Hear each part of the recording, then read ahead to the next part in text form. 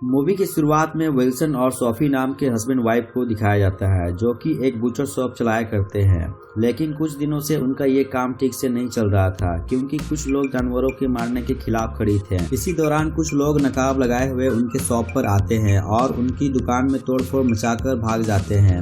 Wilson उन्हें पकड़ने की कोशिश करता है, जिस पर वह एक को पकड़ने में सफल हो जाता है, मगर बाकी के लोग उन पर एक साथ अटैक कर वहां से भाग जाते हैं। फिर उसके बाद सोफी अपनी फ्रेंड स्टेफनी से मिलती है और अपनी सारी प्रॉब्लम उसे बताती है, जिस पर स्टेफनी सोफी को कहती है कि तुम विल्सन से काफी अच्छा डिजर्व करती हो, क्योंकि अभी तक उसने तुम्हारे लिए कुछ भी नहीं किया है और हो सकता है कि आगे भी ना करे। सोफी उसकी बातों से थोड़ी अपसेट हो जाती है। इसी बीच हमें मालूम चलता है कि स्टेफनी का हस्बैंड मार्क के कई सारे बुचर शॉप हैं, जिनसे वो काफी अच्छे पैसे कमाया करता है और इसी वजह से वे दोनों विंसेंट और सोफी की काफी मजाक उड़ाने लगते हैं, जिस पर उन्हें काफी गुस्सा आता है और वहां से निकल जाते हैं।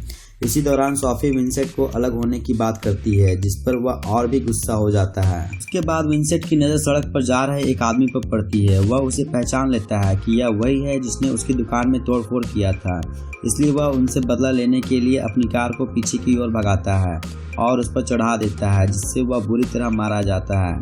हालांकि वे उसे मारने के बाद थोड़ा घबराए हुए भी होते हैं। इसी बीच सोफी विंसेंट को कहती है कि हम इसकी लाश को घर ले जाकर इसके टुकड़े टुकड़े कर ठिकाने लगा देंगे। फिर उसके बाद वे उसकी लाश को लेकर चले जाते हैं। विंसेंट उसकी लाश को टुकड़े टुकड़े करने लगता है। इसी दौरान एक कान का टुकड़ा नीचे गिर जाता है, जिस पर उसका डॉग उस टुकड़े को खा लेता है। विंसेंट ये देख काफी हैरान हो जाता है और दूसरे कान के हिस्से को भी वह दे देता है।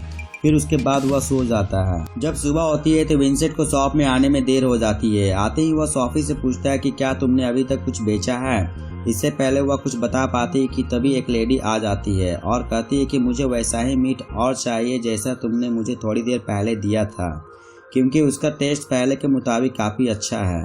यह सुनकर सोफी हैरान हो जाती है और विंसेंट को उस मीट को टेस्ट कराने को कहती है, जिस पर विंसेंट मजबूरन एक प्लेट में परोस कर देता है। उसे खाने के बाद सोफी काफ़ी हैरान रह जाती है, क्योंकि वाकई में उसका टेस्ट औरों के मुताबिक काफ़ी अच्छा होता है।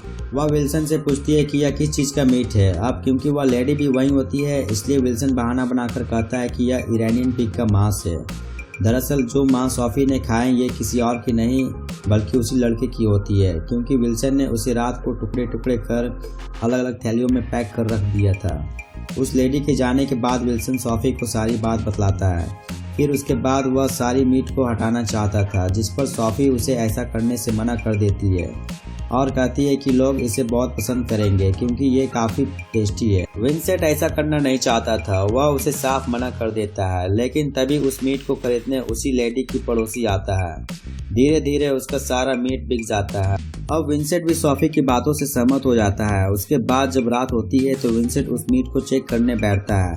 उसका स्वाद उसे भी काफ़ी अच्छा लगता है। इसी बीच सोफी आती है और कहती है कि मैंने कहा था ना कि इसका टेस्ट काफ़ी अच्छा है, लोग इसे दुगने दामों पर भी खरीदने के लिए तैयार हो जाएंगे, जिसे देखते ही देखते हम काफ़ी अमीर भी हो जाएंगे। अगली सीन में दिखाया जाता है कि विंसेंट और सोफी की बेटी अपने बॉयफ्रेंड लुकस के साथ आई होती है। इसी दौरान उन्हें पता चलता है कि लुकस एक वेजिटेरियन है और इसी वजह से उसकी बेटी ने भी मीट खाना छोड़ दिया है। इसके बाद वे बिना कुछ खाए वहां से चले जाते हैं। अब दोनों हस्बैंड वाइफ एक वेजिटेरियन रेस्टोरेंट में जाते हैं। वहां वे ऐसे इंसान को ढूंढते हैं जो पूरी तरह से वेजिटेरियन हो, ताकि उसे अपनी मीट के लिए इस्तेमाल कर सके। वे काफ़ी सारे लोगों को देखते हैं, मगर उनके लिए वे सही नहीं होते हैं। लेकिन तभी उनकी नज़र रेस्टोरेंट के मैनेजर पर पड़ती है। यह इनके लिए बिल्कुल परफेक्ट होता है। मैनेजर की ड्यूटी ऑफ होने के बाद वे उनका पीछा करते हैं। विंसेंट उस आदमी पर अटैक करने की कोशिश करता है, जिसके चिल्लाने से वह डरकर अपनी कार से भाग जाता है।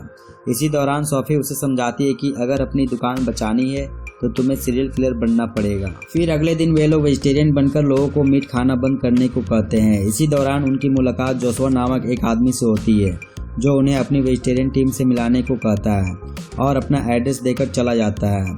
उसके बाद विंसेंट और सोफी उसके बताए हुए जगह पर जाते हैं। वहां वो उसे अकेला देख मारना चाहते थे, लेकिन तभी वैन से उसके दोस्त बाहर आ जाते हैं, जिस पर वो अपनी विचार को बदल लेते हैं।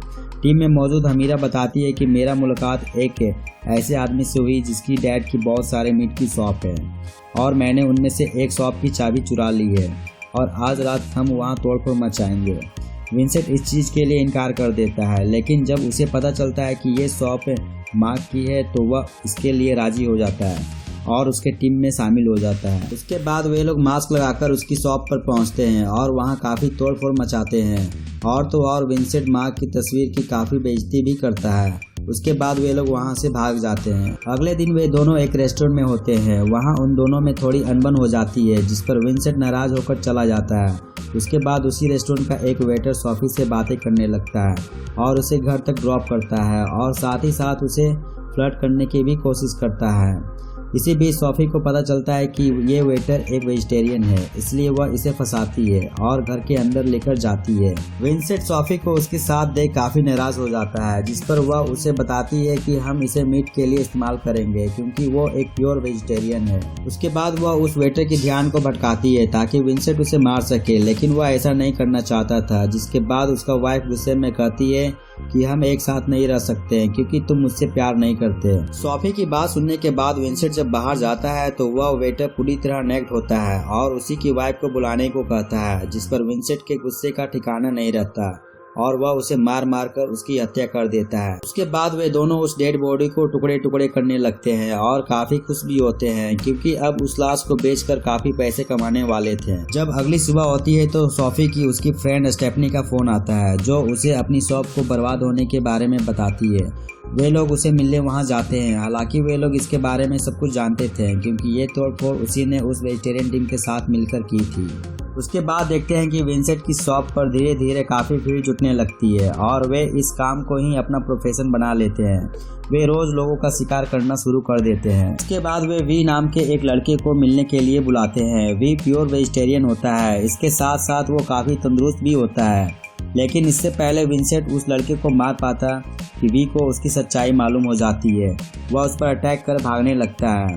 भागते दौरान उसे हार्ट अटैक आ जाता है और वो भी मारा जाता है। जब अगली सुबह होती है तो विंसेंट और सॉफी मार्क के घर पर होते हैं जहां वे अपनी शॉप की मीट इन्हें खिलाते हैं, जिस पर मार्क को ये मीट काफी पसंद आता है। वह विंसेंट को उस डीलर के बारे में पूछता है जहां से वो मीट खरीदता है, जिस पर विंसेंट साफ इनकार कर देता है और कहता है कि तुम मेरे लिए कंपटीशन हो, अगर मैंने तुम्हें बता दिया तो मैं तुमसे कभी आगे नहीं निकल पाऊंगा। जिस पर मार्क कहता है कि तुम मेरे लिए कंपटीशन कैसे हो सकते हो क्योंकि मैंने पिछले साल काफी पैसा कमाया है और तुम मुझसे कभी आगे नहीं निकल सकते हो। बातों ही बातों में वे दोनों की आपस में लड़ाई हो जाती है, जिस पर विंसेंट मार्क की कान को अपनी दांतों से काटकर चबाने लगता है।